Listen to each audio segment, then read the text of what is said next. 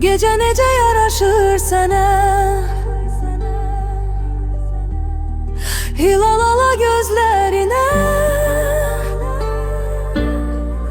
Haralarda arzular döner mənə. Yarpaqları saralır, payız məni yenə özü ilə aparır. Yenə atır məni dünənlərin içinə, acı xatirələrimin dəli qatarır. Uçuruma aparır məni sənin izin, de görə bilirsənmi gələcəyimizi? Qocalarmı əlin əllərimin içində, bunlar hamısı tapmacadır bizə gizli. Heç kəs bilmir cavabın, nə gətirər qara qutuları sabahın.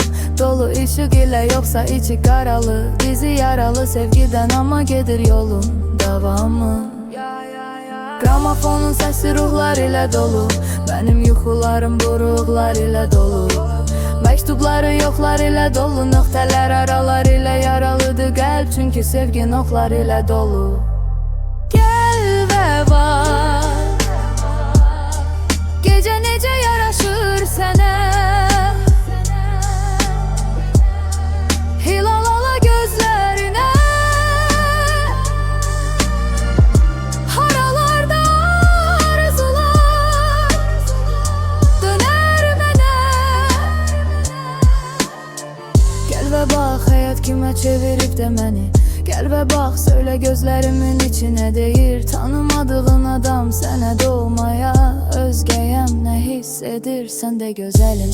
Gəl və bax, bizim gələcəyin falına bax, bəlkə bizdə bir də alınar. İkinci dəfə ikicə nəfər və bircə hədəf, üfürək bu közlərə verək ikinci nəfər. Gözlərindən oxuyuram artıq mümkün deyil, ürəyi söndürürük, yandırırıq beyni. Biz baxırıq ətrafa, sanki çiçəkli bahar, amma piyadalar qalın geyini.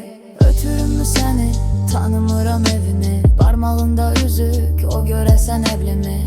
Axır göz yaşı çünki bilir sevilir.